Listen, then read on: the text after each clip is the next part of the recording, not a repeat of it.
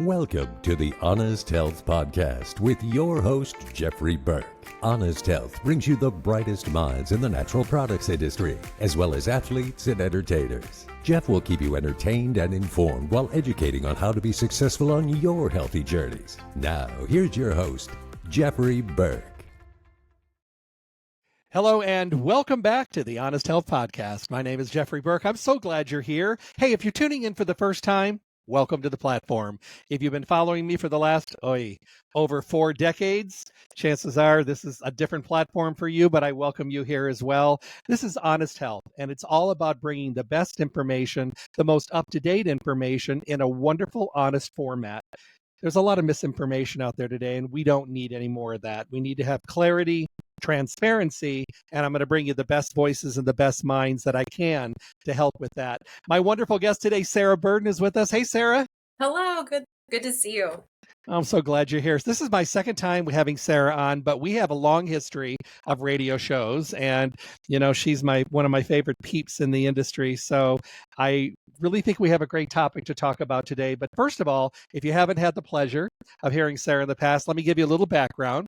Sarah has worked in the natural products industry since 2002, moving from helping customers in the vitamin aisles in downtown Chicago to connecting with retailers across the greater Midwest as a brand representative to roles as National Educator for several well-known supplement brands. She's now Vice President of Sales for Radicle Science, a disruptive health tech company which provides clinical validation for dietary supplements, supports research and development of effective formulations, and provides marketing insights to the brands with the mission of making truly personalized nutrition a reality for everyone.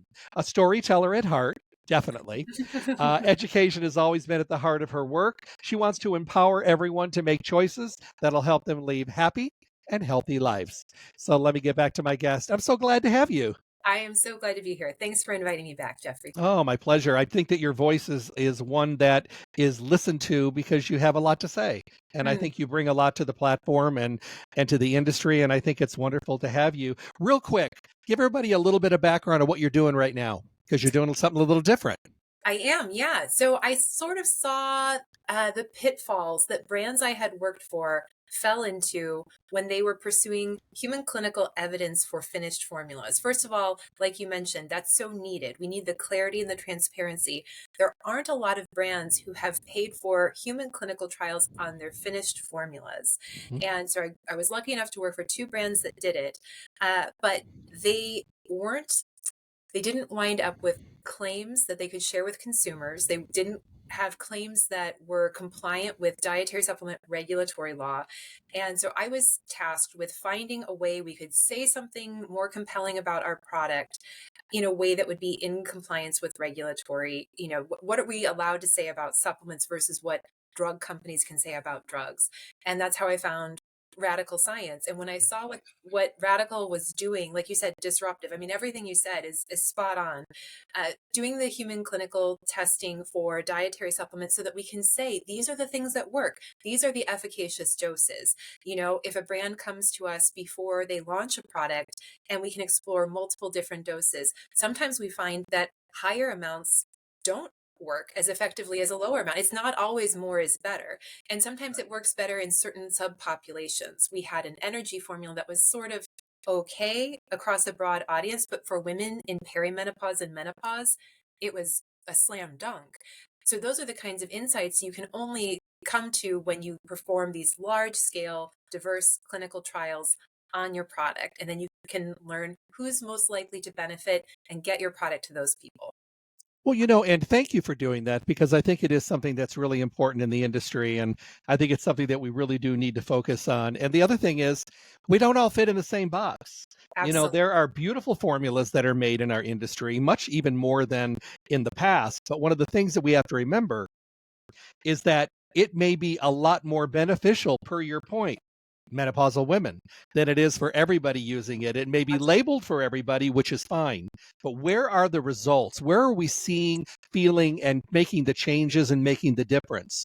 Absolutely. And that's, I think, what your company is doing. And I think that really is beneficial, not only for the companies knowing their audience and knowing their products and where it fits, but also for the consumer knowing what to pick, because with the validity of the science, it's giving people a better chance. Absolutely right. So, And we're getting to that future of personalized medicine faster through generating this much data and these insights all at once, because one size does not fit all. We wouldn't accept that in a shoe store or that's right. eyeglasses. Why have we accepted it so long in supplements? So just getting to this product beats placebo, that shouldn't be the end. That's not the finish line, that's the starting line. Yep. Now we have to look at for whom, right? In what doses? And so what we're finding in a lot of the clinical trials is caffeine intake, especially coffee, does affect how people have different outcomes, right? So you and I have spent a long time working in vitamin aisles, helping make recommendations to customers.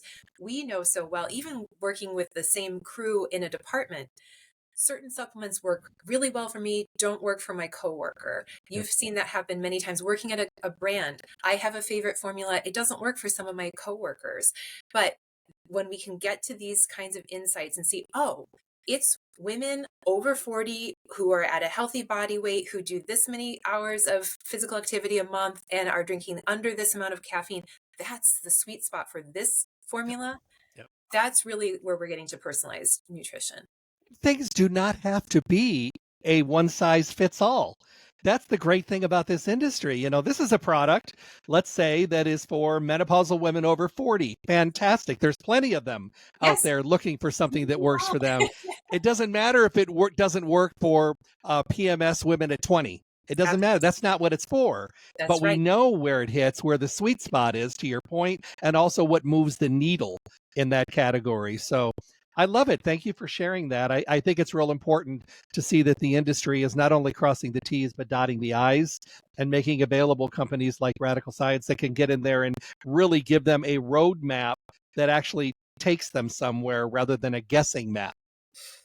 It's so true. And I would love to see that specialization on the shelf because, I'm thinking as you're talking sleep, right? Some people have problems falling asleep. That True. mental chatter is so loud they can't get to sleep. Some people can fall asleep, but then they wake up. Those are two different sleep issues. Yep. So the kinds of supportive nutrients, botanicals, herbs that they need, two separate formulas, right? And so if we can get to that degree of specialization, like a fall asleep fast formula and a stay asleep longer formula, this would be a service to everybody. We'd have so many more satisfied customers. Or a third formula for people that have problems with both.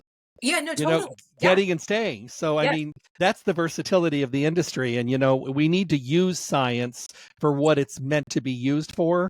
And although we have great ideas, we need to make sure that we can back them up. So I want to thank you as a peer in the industry, but also as a consumer. Thank you for what you're doing at Radicle Science. Thanks so much. I'm proud to be a part of it. And I'm proud that we're affordable because that makes it possible for real R&D work.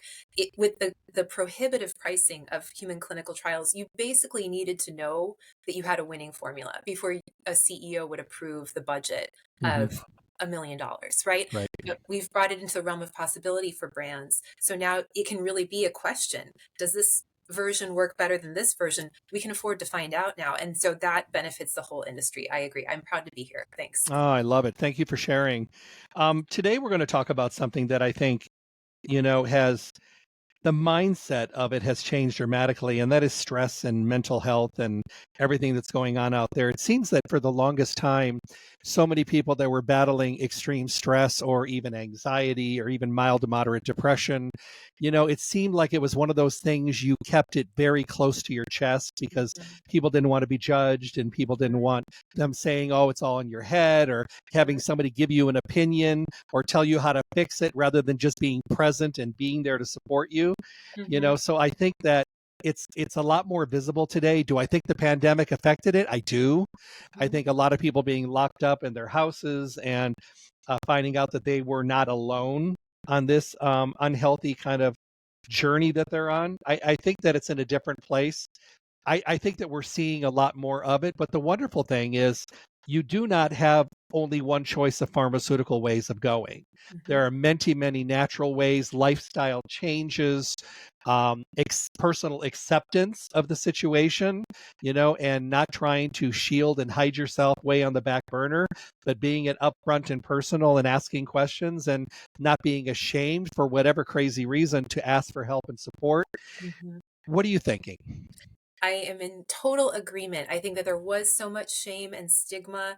It could have been perceived, or sometimes people did perceive it as a weakness, or you just need to snap out of it, or just, get over it, stop overthinking, stop worrying. And that's someone who does not understand what's really going on, right? So these are serious issues. I do think it got exacerbated through the pandemic, and maybe was part of that the inflammatory response of the immune Mhm. system, right? When we got sick, and then the inflammatory response stayed really keyed up and high, and that causes all kinds of other effects in the body. I just talked to a functional doctor recently, and he said whatever anyone had going on before they got sick, it's amped up now after that kind of inflammatory cascade with as part of the immune function. It's your immune system trying to keep you safe, but then there are these other side effects. We were cut off from normal functioning, from our normal lives, and so I do think that it got more intense during that time too. But now people are talking about it, and you wouldn't be ashamed if your pancreas stopped making insulin. Why are That's you right. ashamed if your brain isn't making the normal amount of serotonin, or your adrenals are pumping out too much cortisol, right? Let's not, beat ourselves up over this. There was a time when we used to think that and I'll give you a personal experience. I used to go to family reunions when I was a kid, Yeah. and there would always be this one tent out there, and underneath the tent was all the older part, the great aunts, great uncles, grandparents, great grandparents, and there were wheelchairs and walkers and crutches and all that kind of stuff there. And I remember being young and looking over there as much as I loved them, but I'm just like, whew, that's a long ways away. And, before we have to think of any of that stuff.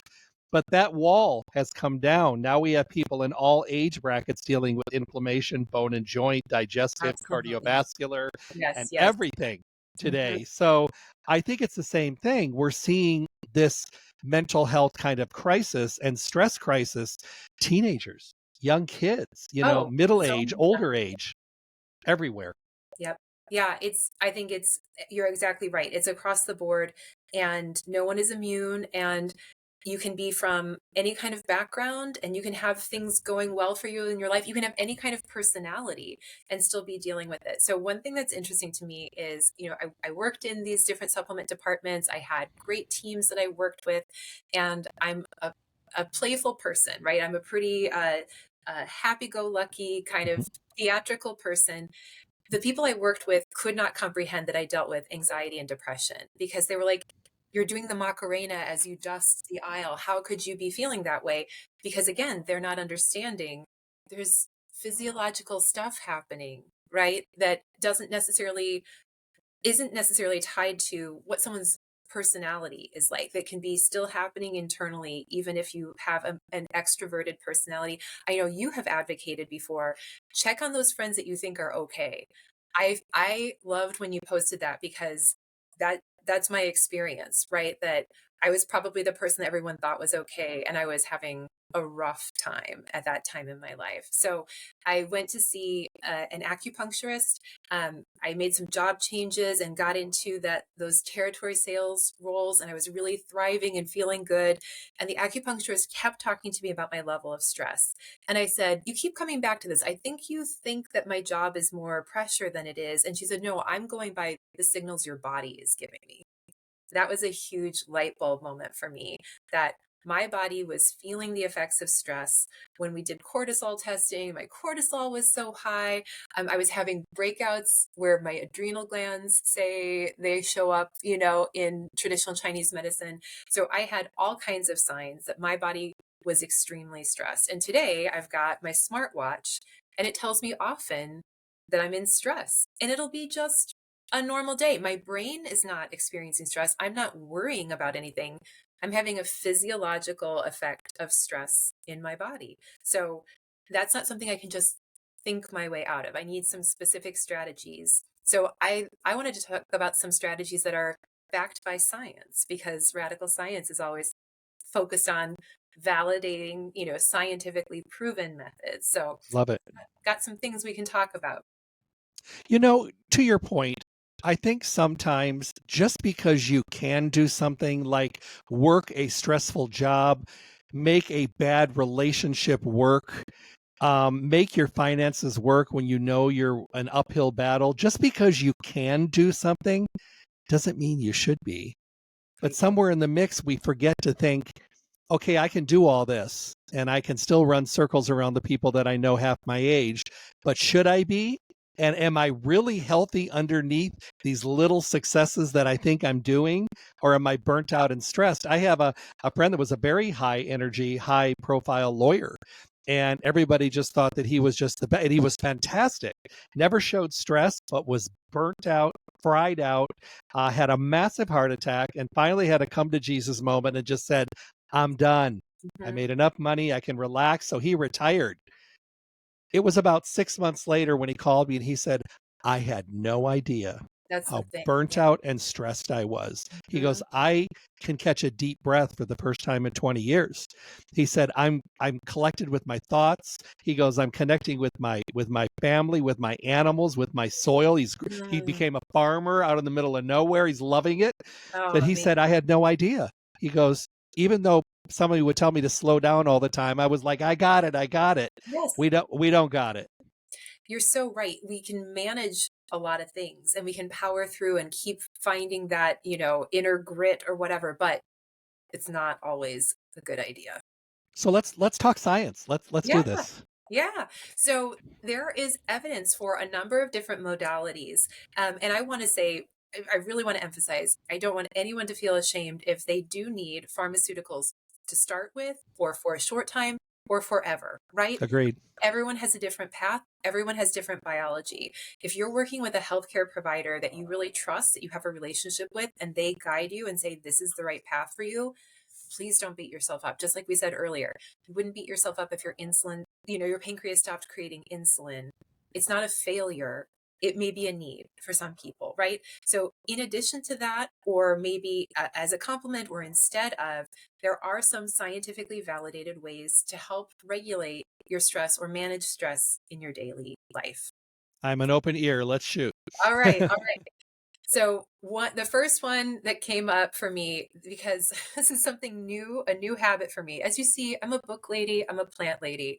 I'm not a sporty lady. I have never been a big athlete or active person.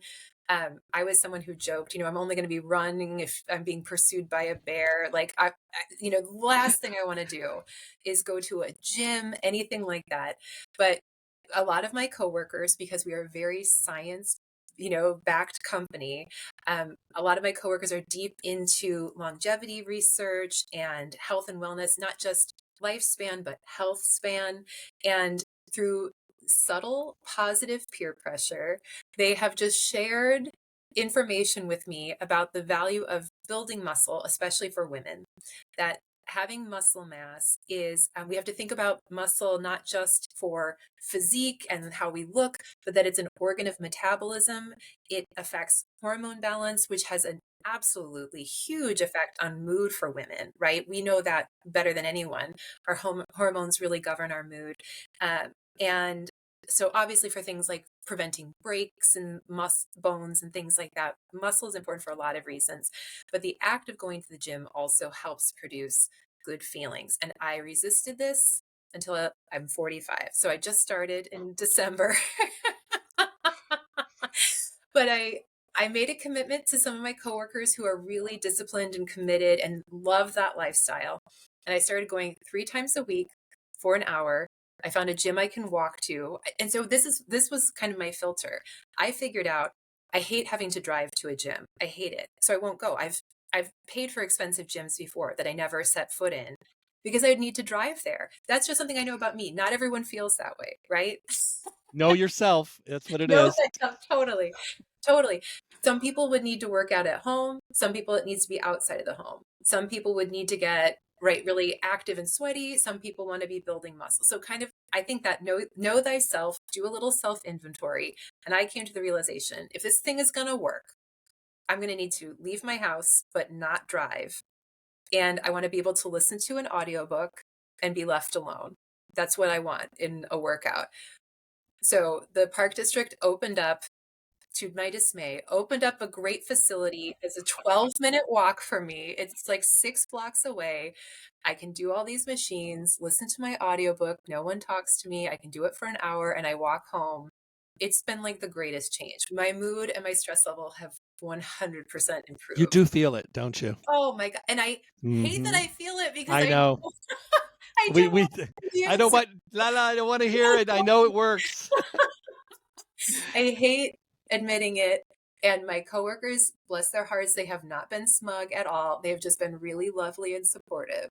But I send them like accountability selfies where snow is falling on my face and I'm like, I'm still going. It's 7 below in Chicago. I'm still going. And they're like, keep it up. You're amazing. So having that support system too. But physical activity, regular physical activity, and it only needs to be moderate. So that's the other thing. I had been deceiving myself and saying, well, it won't matter unless I'm like super working out and getting so sweaty and need special clothes. No, it only needs to be moderate. So again, the smartwatch, I'm not killing myself to get my heart rate into that nice moderate, window where this is really benefiting me. I'm breaking a sweat, but I'm not breaking my butt. It's not the end of the world. It's really making a difference, and it is one of the most effective ways to reduce stress. So according to research, there are studies to prove that increasing your physical activity um, has effects on anxiety, depression, sensitivities to stress, and your body's own ability to regulate stress. That it increases serotonin, of course, that the feel good neurotransmitter that we need in order to feel healthy mood. It lowers cortisol, and we can do that with just it sounds like a lot, 150 minutes per week of moderate exercise. So that could be as little as 20 minutes a day or 3 times a week for an hour. And we just need to get to moderate and do it. And man, like you said, I hate that it works, but it totally works. Well, and I think the nice thing about it is because if we're so impatient, and I was talking to somebody about this the other day, and we were talking about, we're so impatient and things have been going on for such a long time, and we finally decide to do something about it, but we want the results by Friday. Yeah, And we want the results we want to show. And if we don't get those results that we're so impatient for, we throw our hands in the air and we say, well, nothing works. right. Because even though we're the one that caused it, we're the one that did nothing, but we have to be patient. I tell everyone, if you get noticeable results with either your supplements or your exercise that is noticeably changing in your life in under 90 days, you're doing something great. I Yeah, think you're worth giving yourself a 90-day trial to that's a great really test the water to see idea. if you're heading in the right direction, because most of the time 90 days is enough to see a difference, go down a couple belt loops, feel better, your appetite, you're sleeping better, your temper is better, Oh, your it's mood. amazing. You're Yeah. so right. And that's the other thing I hate about the fact that this is working is, so I started like the last week of December. So I've been doing it a month. Dude, my abs are stronger. Like, I can tell my skirts fit differently. Like, it's working within 30 days. Yeah. So, yeah, I avoided it my entire life until I could ignore it no longer. Mood is better, sleep is better, energy is better. Like, feeling some solid abs, which feels I've never had that in my life. It's a novel experience for me. I'm like constantly like, feel this, feel this. I have a six pack. You know, but what a great time in your life to do it. Yeah. I mean, right now you're at this beautiful age. You're in an amazing job. You've got a wonderful family. You're healthy. You've got so much energy. Why not take some of that stuff and say, me, That's a I great need it. I deserve it too. Yes, Yes. you're so right. No, that's a great reminder. Thank you. So yeah, so there's research for moderate exercise regularly. Okay. I can I can empathize with anyone who is groaning and wishing that that wasn't wasn't being shared, but unfortunately, it's the reality. So, um, yeah, that is one, and then another, which is more gentle, more sedentary, less movement, mindfulness, and meditation, both clinically proven to help support a healthy stress response. So there are multiple published studies from, within the last 25 years on meditation, and the way that it can help regulate stress hormones, a significant impact, especially for not only stress, but anxiety and depression as well. So there's never been an easier time for that either, because we have apps like Calm or Headspace. There's a 10-minute guided meditation on YouTube that I really love. There's no ads in it. The guy has a nice voice, and it's 10 minutes. And I like it because he says, and right about now, your mind might be beginning to wander. And that's always when my mind is wandering. So I just feel like you get me. You get me, guy who recorded this free YouTube meditation. So there are different lengths. And so if I have only 3 minutes one day, go into YouTube and say 3-minute guided meditation for stress, or 7-minute guided meditation for gratitude, right?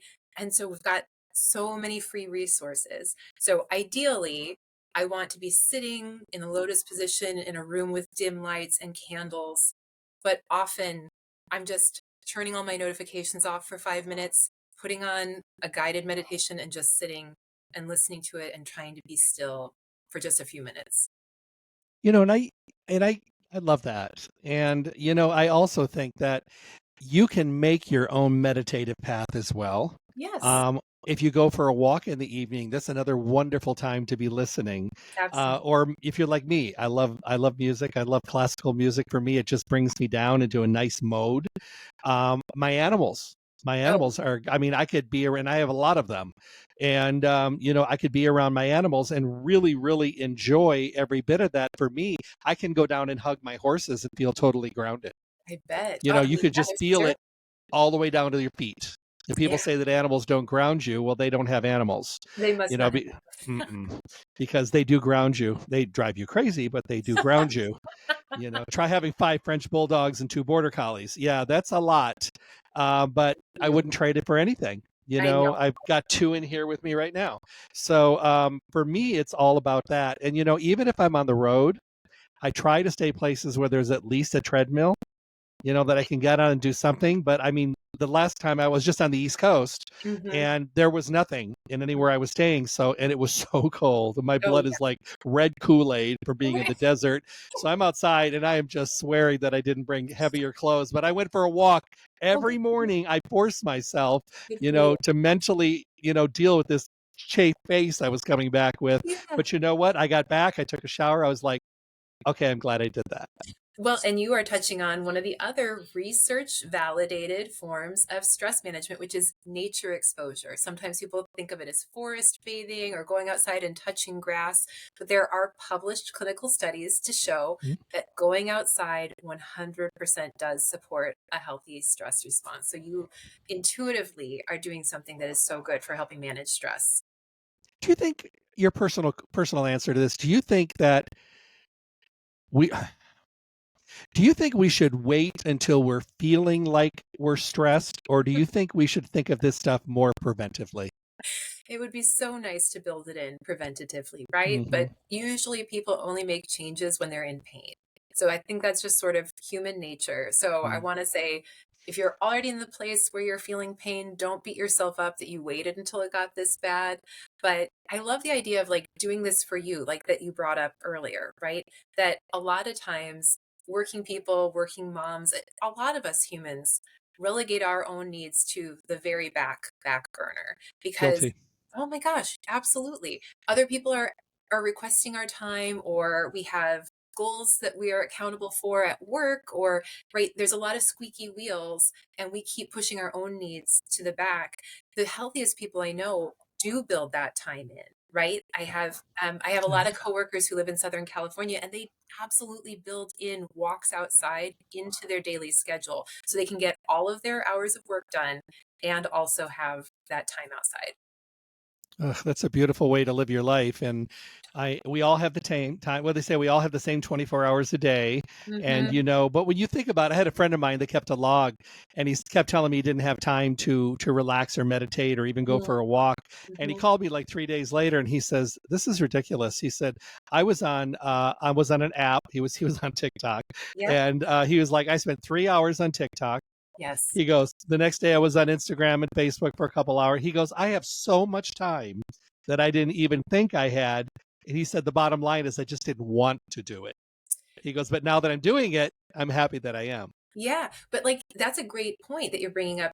That vicious spiral, downward spiral of I am too tired. The only thing I could do to give my brain a little jolt of dopamine is scroll through social media because I'm too fatigued. And I'm going to stay fatigued because I'm not doing anything that's actually, those are almost like when they used to do experiments with lab rats getting saccharin, right? They would pick that over the actual food and it was these hollow, empty calories and then they would die, right? Yeah. I think of social media like that. It feels like a quick dopamine hit, but it's that like saccharin hollow calorie that doesn't really nourish me.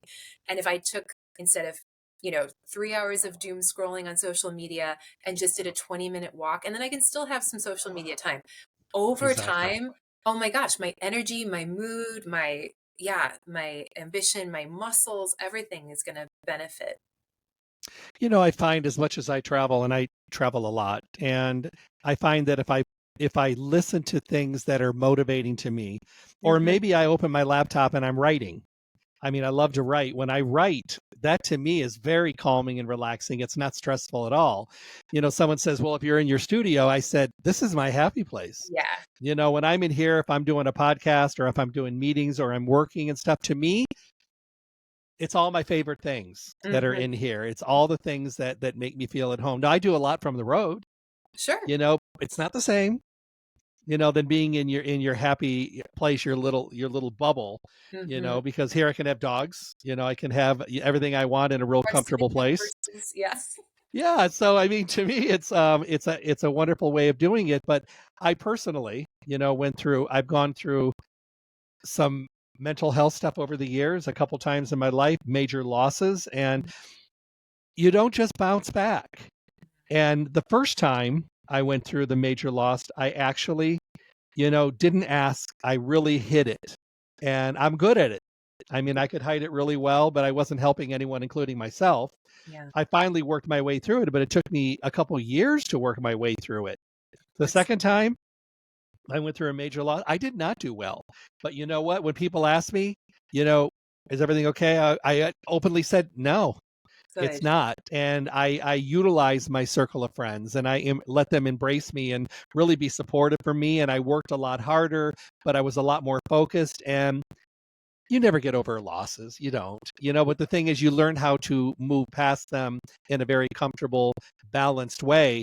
But once I allowed the door to open to the people that were around me, that loved me, that wanted to be there for me, and I didn't say no, it was a lot better the second time. So I think that is a huge, gigantic kind of a little tip. Don't try to do it all on your own. Reach Yeah. out for help. I don't care how strong you think you are. I don't care how successful you are and everything else. When it comes to grief or loss or mental health or major stress, reach out. You'd be surprised how many people would be there in a minute Absolutely. to help you out.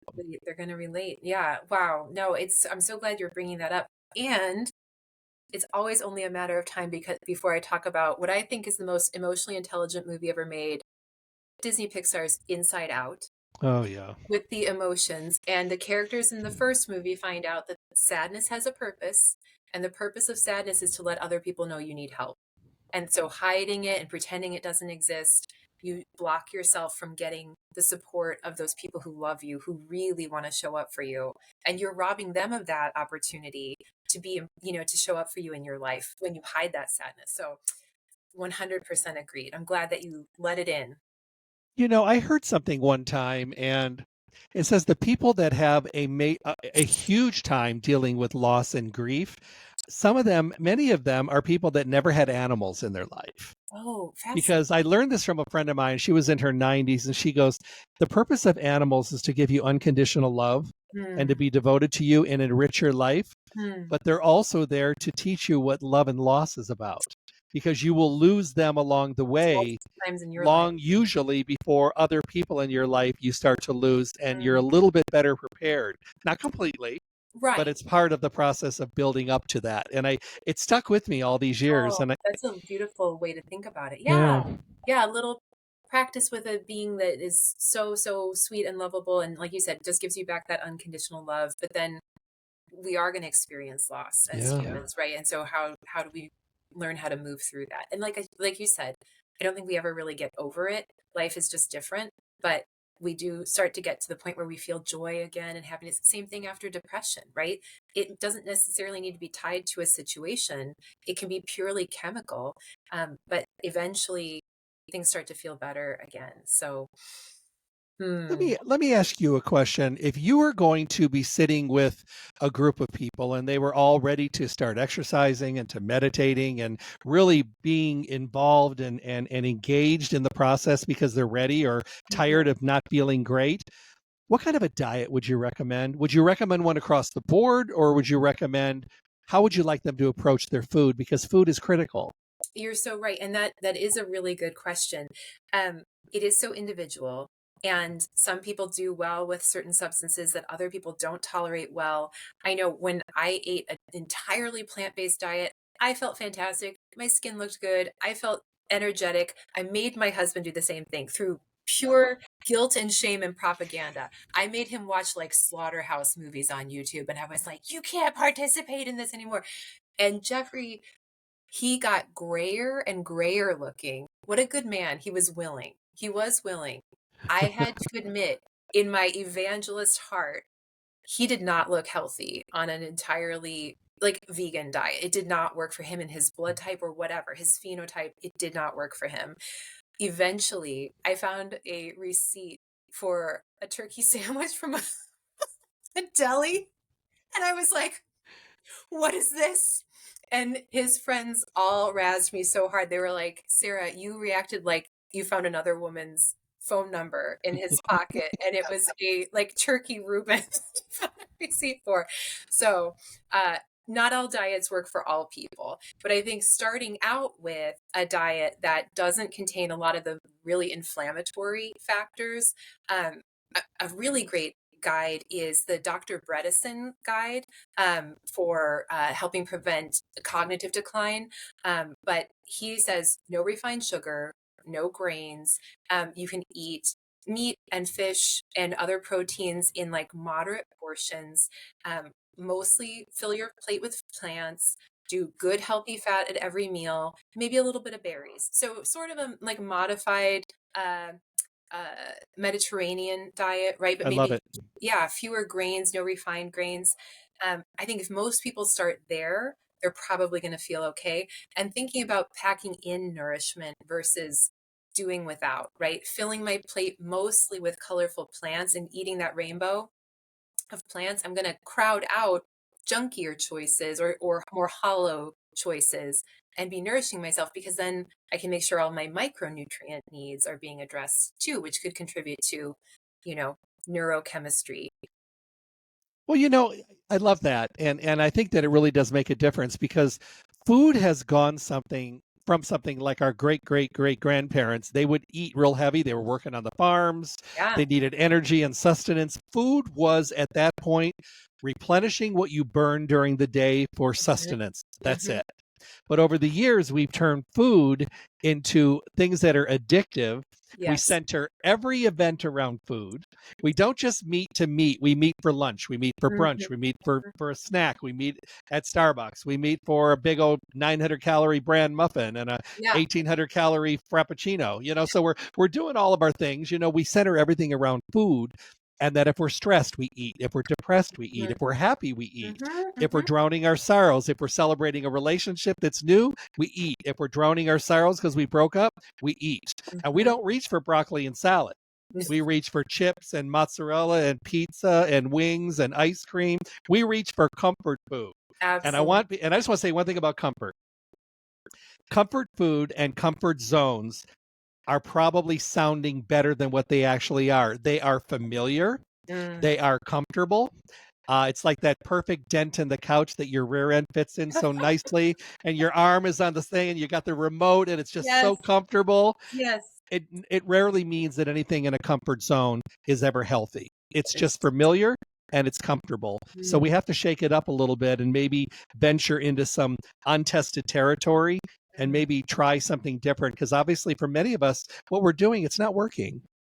And kind of just maybe just at that edge of the comfort zone, right? Yeah. Like maybe I don't need to volunteer to be a speaker in front of a crowd of 10,000 people on I'll do day that. one. You would do that, right? That's not a problem for you. But, right. But maybe it's going for a walk. Maybe it's Yes. incorporating one new green thing in my meal plan this week, but there is a physiological reason that people crave those certain comfort foods. Sweets lower my cortisol level. Is that, I want to make sure I'm getting it right. Sugar lowers cortisol, I believe, and salt lowers adrenaline, or may have that reversed. So we'll have to fact check after. But one lowers adrenaline, one lowers cortisol. And so when I learned that not too long ago, within the last 5 years, I was like, no wonder people go for candy and chips, right? These two things, we are trying to moderate our biology. We are trying to moderate those stress hormones that may be flooding my system because maybe I've been at a desk job and the deadlines are piling up, or maybe I'm running myself ragged. So if I could incorporate some of these things, the mindfulness, a little bit of body movement. You mentioned writing the journal helps you. That happens to be one of the scientifically validated ways to help moderate your stress level.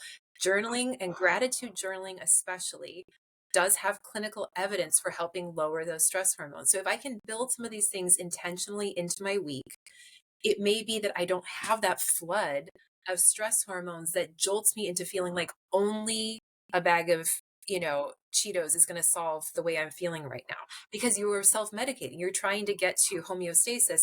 You may not get to that emergency standpoint if you can build some of these other practices in. And the thing is, usually we have to remember that when we start self-medicating, whether it's with food or whatever, we get that temporarily kind of balanced feeling. But usually what comes after is a change in the energy, Yes. but also guilt. And then guilt comes in, and guilt is just like, it's like, that fire may be down a little bit, but guilt comes in and says, I got 2 more logs. Let's build that fire back up. Let's start this thing right back up. Let's build it up and do some s'mores. Let's build up the fire. So I think this is all really, really great information. I think that we have to remember that every one of us is a work in progress. Yes. We all are human. We all make mistakes. We all need support. No matter how independent and self-sufficient you are, never hesitate to reach out to the people in your life that love you, because I guarantee you there'll be that rock when you need one, even when you don't think you do. And I just think, be as healthy as you can. Go to one of your local health food stores where you have people that are there to help you, the brick and mortar stores, the mom and pop chains, the smaller chains. Go there, introduce yourself, tell them what you're doing, what you're going through. These are people that do this every single day. They may be able to help you narrow down your nutritional choices rather than the eeny, meeny, miny, mo thing. Because you may have 4 or 5 things next to each other, but a conversation could help you give clarity to narrow it down to 1, maybe 2. And then you'll have a better chance at having some success, because that's what it comes down to, but if you don't reach out and you don't ask questions, chances are you're not going to get the success you're looking for. It's so true. It's so true. Such good advice. Anything you want to leave anybody with? How about a comment for the day for everybody? Thought for the day. Yes. So I think I have a beautiful 80-something-year-old lady in my life. She's like such a kind of like a spiritual guru. She's my Yoda. And she always says, look for the ways that you are going to be surprised and delighted today.